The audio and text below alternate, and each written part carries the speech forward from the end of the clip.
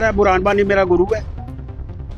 Library तो इस बार जो काम कर रही है बहुत बढ़िया कर रही है।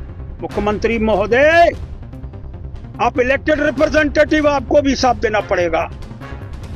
महबूबा मुफ्ती क्या कहती है, वो इससे भी एक कदम आगे है। क्यों? इसलिए क्योंकि ये सारा गठजोड़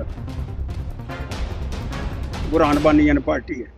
जो पहले मेरे से गलती से मैं बुरहान वानी, वो तो डीसी को कहता तेरे मुंह पे थूकता हूं मैं। एग्जीक्यूटिव इंजीनियर पीएचई, उसकी बुरी हाल करके रखी हुई है उसने वहां। तब मैं एक बार एमएलए बन गया, अब मेरा अधिकार क्षेत्र है, मैं जो चाहूं, जो मेरे मन के अंदर होगा मैं वो करने का प्रयास करना चाहता हूं। उसका वीडियो दे रहा हूं आपको, जिसमें वो कह रहा है बुरहान वानी मेरा गुरु है।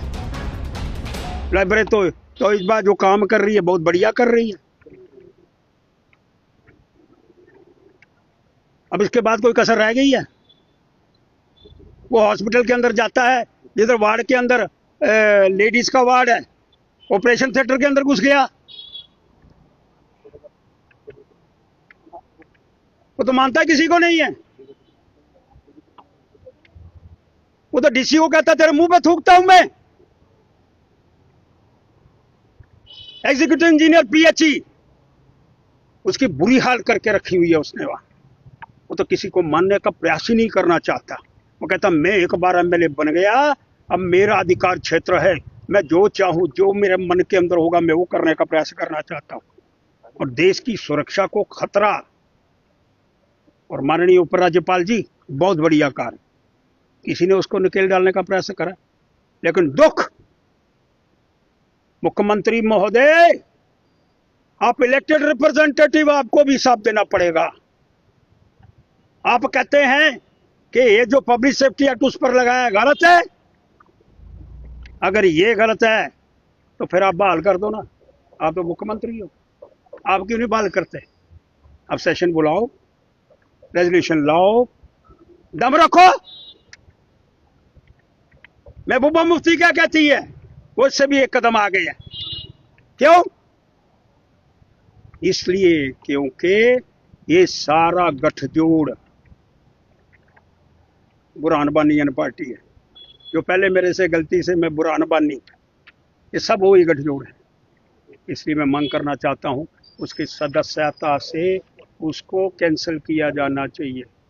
अशोक जी, लेकिन यहाँ पर सवाल ये खड़े हो रहे हैं कि कुछ ऐसा तबका है समाज का जो महराज मलिक के विरोध में नहीं बल्कि पक्ष में आ रहा है। वो कह रहे हैं कि डीसी डोडा के खिलाफ अगर वो भ्रष्टाचार के मामले की बात करते हैं, जांच उसकी भी होनी चाहिए। एक व्यक्ति पर इस तरह से कार्रवाई करो ना, किसने कहा नहीं करो? जिसको राष्ट्रपति का अवार्ड मिला है, राष्ट्रपति जी ने अवार्ड एक बेईमान को दिया है, आप ये कहने का प्रयास करना चाहते हैं?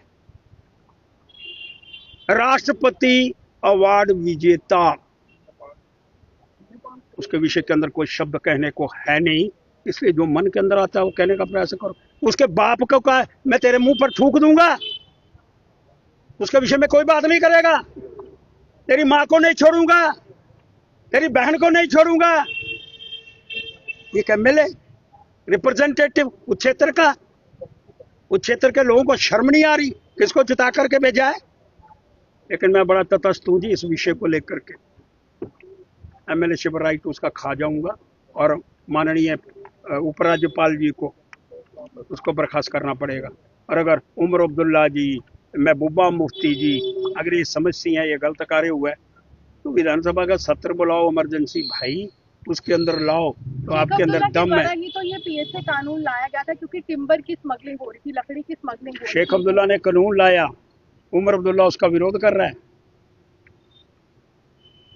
उनके परिवार के लोगों ने लाया पब्लिक सेफ्टी एक्ट, और आज जब लागू कर दिया आज वो विरोध कर रहे हैं। अरविंद केजरीवाल कह रहे हैं कि हॉस्पिटल की मांग करना शायद एक बड़ा अपराध है जम्मू कश्मीर में, जो एक नुमाइंदे को हॉस्पिटल के तथ्य बाहर निकाल रहा हूँ जी मैं आपको।